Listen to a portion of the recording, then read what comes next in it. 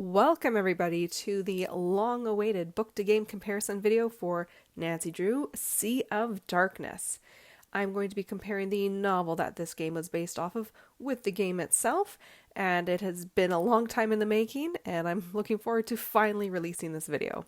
So for the first thing we're going to do is look at the novel, which was published in 1967, and is titled The Secret of the Wooden Lady.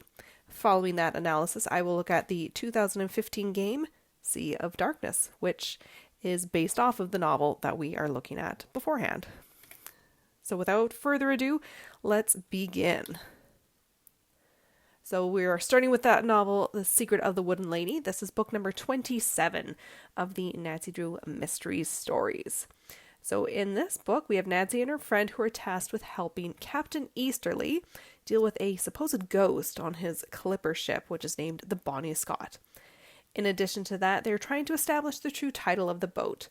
So the reason for this is that Captain Easterly is currently renting the boat from a man named Elijah Farnsworth, who is hoping to sell the boat to Captain Easterly. The problem is the title, Bonnie Scott, doesn't have the proper record, shall we say, for the history of this boat and true ownership. So Captain Easterly, is not able to buy it. They need to figure out what this boat was previously called in order to figure out the truth behind the title of the boat. And this is very complicated because there's no record of, the Bonnie Scott and how it came to be. They also notice that the figurehead for the boat is missing, which makes identification of the vessel even more difficult because a figurehead was sort of like an icon for letting a person know what the ship is or its name, who it belongs to. So because that is missing, that makes it even more difficult to track down the true history of this boat. So before Nancy leaves to help with this mystery, she gets a distress call from Bess saying that someone has broken into her house. And Nancy gets there, there's a bit of a kerfuffle, but what they discover is that it was a thief. He broke in, he stole some of the Marvin family jewelry, but he also dropped a ring, which has this very distinctive F shape or symbol letter on it. And that's going to help them figure out who the thief is later on. And so Nancy winds up heading down to Boston with her dad to help Captain Easterly. And later on, Bess and George arrive, as do Ned, Bert, and Dave. So we get a whole crew of young detectives. And while they're down in Boston, they discover that Bess's burglar, who they were kind of able to identify, happens to be there, as is another person who turns out to be a stowaway. He keeps being spotted on the ship and may be the supposed ghost that Captain Easterly is trying to figure out. So who's on board his ship? Who keeps searching for things, moving things around?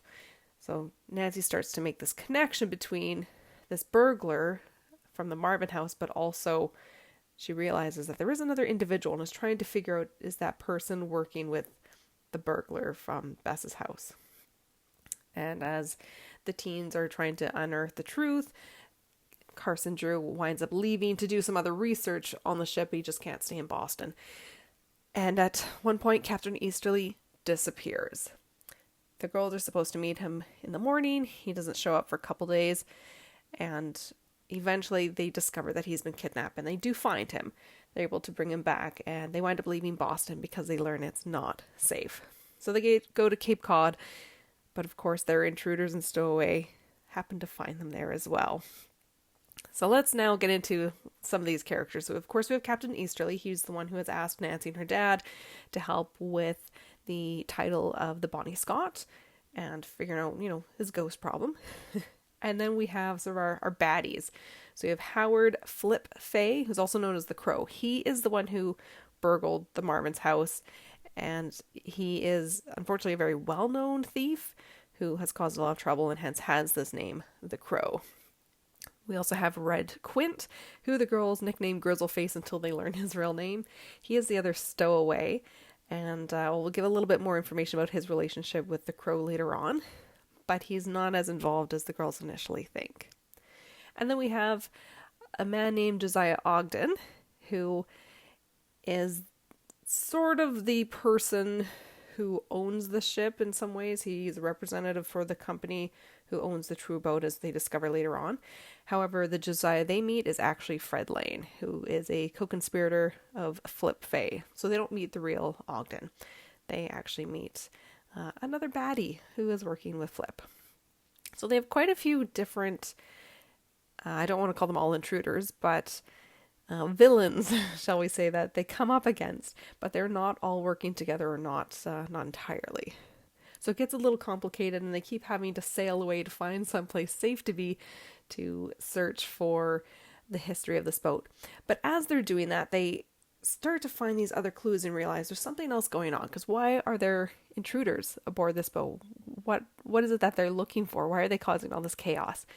And they learn that there may be a hidden treasure aboard the ship.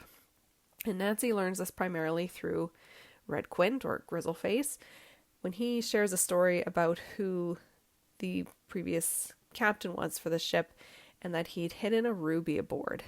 And that's what everyone is looking for. So I'm not going to get into further detail about that. I think it's worth reading the book, but that sort of gives us the reason for why all this weird stuff is happening. And as the story wraps up, we have Flip Fay and Fred Lane, who are searching for that ruby, and it is said to be aboard the Dream of Melissa, and we learn that that is the Bonnie Scott. That's its original name. It was the Dream of Melissa that disappeared on a return trip to the US. So these two men sneak aboard the ship in search for this treasure, this ruby. And they find out that Nancy has found it. I won't go into detail about how, but she does find it. And they trick her and her friends to returning to the boat. They'd been offshore, and then they take the ruby from them. Naturally, they are not successful. They get caught.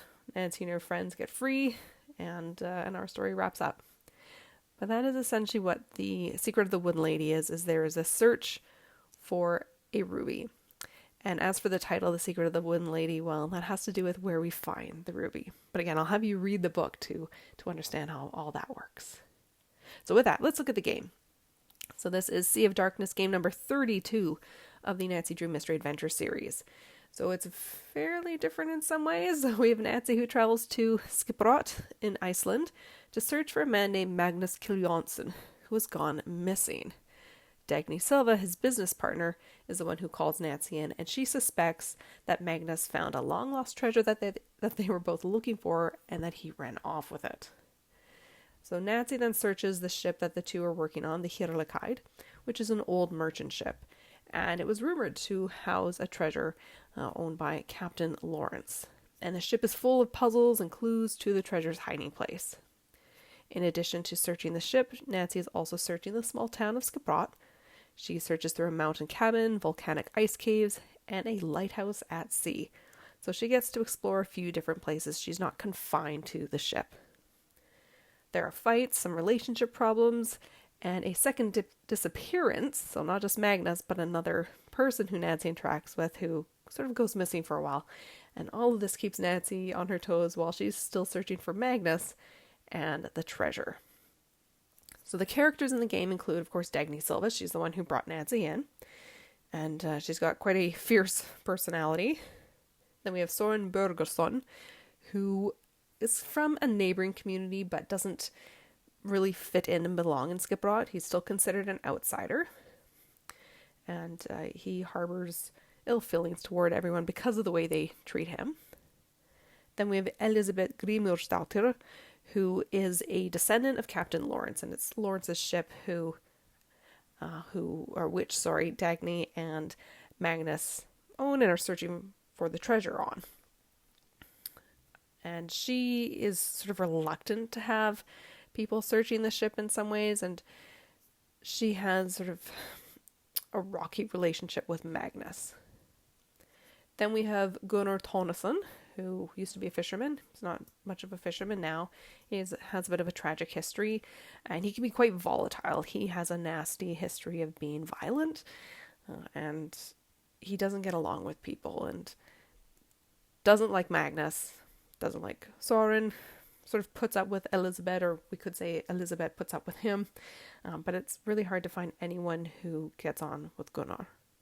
And then we have Magnus Kiljansson, who is our kidnapping victim, the person we are looking for. Well, we don't actually know he's been kidnapped until the end, but that is what's happened with him. So we've learned, or what we learn as we go through the mystery and find all these clues to a missing treasure and try and track it down, we discover that yes, Magnus was kidnapped, and by Soren.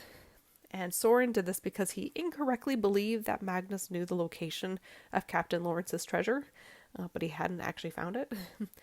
So then Soren winds up following Nancy as she unearths the clues to the treasure's location. So that is the game. Doing a whole lot of searching. There are a lot of clues, primarily aboard a ship, looking for a treasure along with an individual who went missing. So with that, let's do our true comparison between book and game. So we'll start with the title. The titles are very different. We have Secret of the Wooden Lady versus The Sea of Darkness. So our book is focusing on that missing figurehead. That is where that title comes from. And it's quite important with how the story unfolds. Again, I'm not going to go into too many details about that. Whereas Sea of Darkness, we don't have that focus on a figurehead. So that as a title is kind of inappropriate. It doesn't fit. So it has been called Sea of Darkness, which is more befitting the location of the game, which is also different from the book. So they're in Iceland, and they're there at the time of year where it's always dark, and the story that's really focused on the sea. So we can kind of see where that title came from. Next, let's look at the storyline. So for our book, Nancy looks into a ghost, if you want to call them that, on an old ship, while also trying to learn the ship's true name. So, searching for history and figuring out what's going on with intruders on this old boat. Whereas for the game, Nancy's invited to Iceland to look for a missing individual, while also searching for an ancient treasure. So she knows right away she's looking for treasure as well as looking for a person. So what she's trying to find is a little bit different initially between the two stories. So then we'll look at location, which is also very different. The book is set initially in Boston, Massachusetts, and they sail to a couple places. So they start in Boston, they go to Cape Cod and then Provincetown, but primarily set in Boston. Whereas the game is set in the community of Skipperot in Iceland, a very different part of the world. So now let's look at characters. There is a little bit of overlap with characters, but also really not. So we'll start with the very clear overlap. This is Captain Easterly from the book and Dagny from the game. So this is the person who invites Nancy to help solve a mystery aboard a ship. Looking at the game, Easterly wants help with finding the true name and title of the clipper he is boarding on, and this is so that he can purchase it. And along the way, Nancy searches for a ruby, and she doesn't know really that that's something that she's looking for. Just as she's trying to figure out other things, she discovers that this is what people are looking for, and she's going to look for it too. This ruby that Captain Perry Rogers, the original owner, or captain, I should say, of the ship, what he had hidden aboard it. Compare this with the game. Nancy's tasked with searching for Dagny's business partner, Magnus, who may or may not have found a long-lost treasure. So they're similar in terms of both being sort of in charge of a ship and being the person to ask Nancy to help solve a mystery. So now we'll look at the book-only characters. We're going to look at Flip and Fred together. So these are two individuals who are trying to find this ruby that's rumored to have been aboard the Dream of Melissa. So the original name of the clipper that Easterly is trying to buy. And they wreak havoc on the Bonnie Scott and set its crew adrift toward the end. Flip is also the person responsible for burglaring the Marvin household. And both Flip and Fred kidnapped Captain Easterly. So they've done some pretty horrible things. So then we have our other kind of culprit. I don't know if you want to call him that. That's Red Quint. He's a stowaway, and he'd heard about the story about the Dream of Melissa and the ruby from someone who had been involved with that ship. And sort of to his detriment, he shared that story with Flip Fay one evening. They're not close, he just happened to share the story, and then Flip took that to his advantage. Red is not working with Flip or Fred. And he admittedly did do some not so nice things. He locked Nancy and Bess up separately, but never in a way that was meant to harm them. And he stole food because he was a stowaway, he needed to eat. But overall, he's not involved with this grander scheme that Flip and Fred created. And he actually helps Nancy and her friends find the ruby in the end. So yeah, he's not a true baddie. He wanted to look for the ruby for himself, and then was also trying to beat Flip to it. So now let's look at the game-only characters, and we'll start with Elizabeth, who in some ways we could compare with Captain Easterly, just because she owns the ship and he's trying to buy the ship, but I have put her separate from him, and she is the heir to Captain Lawrence's treasure. She's very protective of the Hirlakide, and she used to be involved with Magnus romantically, and she has this sort of topsy-turvy relationship with him. Then we've got Gunnar. He is a former fisherman who lost his loved ones in a boating accident, and he's incredibly antagonistic toward nearly everyone. Again, it's a little bit different with Elizabeth, but it's hard to have compassion for him sometimes because of the way he treats other people. Next, we'll look at Soren. So he's from a neighboring community, as I mentioned before, and he's still viewed as an outsider, even though he's lived in Skiprot now for quite a while. And he is really angry with the citizens of this town for their poor treatment of him. And he kind of wants to get back at them. So he seeks this treasure, and he kidnaps Magnus in hopes that he will lead him to finding that treasure. And then finally, we'll look at Magnus himself, our kidnapping victim. He was Dagny's business partner. He's also a bit of a poet.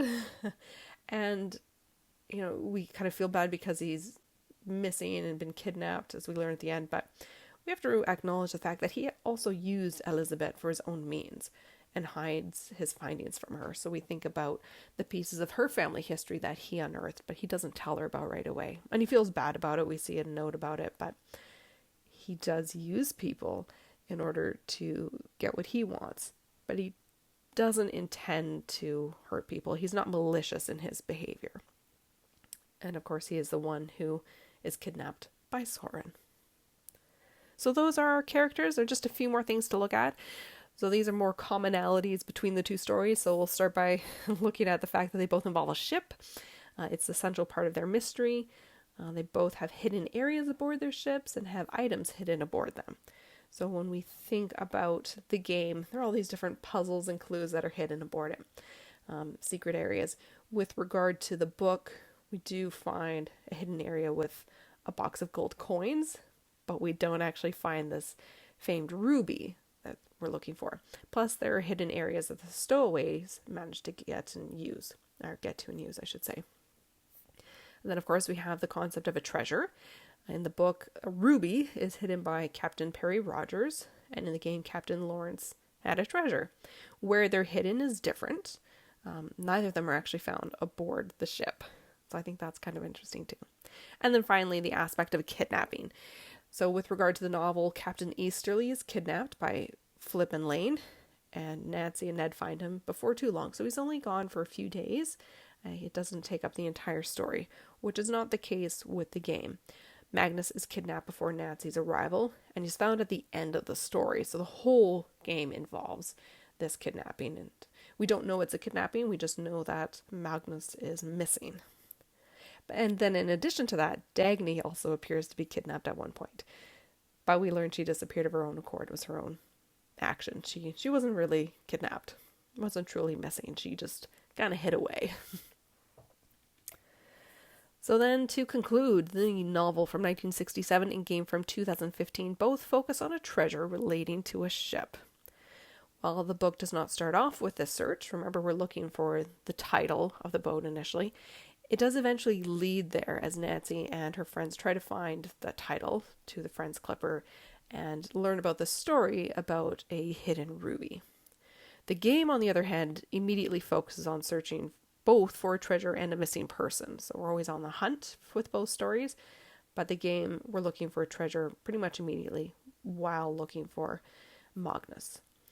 The few similarities between the mediums is really that inclusion of a boat, searching for a treasure, and a kidnapping. And otherwise, the two stories differ quite a bit. Sort of that the main history and how these treasures came to be are quite different. And then things like the location. The novel is set in the USA, whereas the game is set in Iceland. As for the book, again, we're looking to the name of a boat and searching for a missing figurehead. The game doesn't involve searching for a figurehead at all. We actually see it on the boat. We're not questioning its name, but we are looking at these clues scattered throughout the ship to help locate a treasure that is actually hidden in a volcanic ice cave. So the stories are fairly different, but with that said, it is fairly clear that this novel is the inspiration for the game. There are enough similarities that we don't really question that. But also keeping in mind that Her Interactive really created a very different history for their game than that of the source material. So definitely there are similarities that exist between the novel and the game, but there are some very distinct differences as well. So there we have it. That is my book to game comparison for The Secret of the Wooden Lady and Sea of Darkness. So I was somewhat surprised. I had expected more differences between the two stories, and I mean, when we focus on the Wooden Lady aspect of the novel, I mean, that doesn't tie into the game whatsoever. That is very different.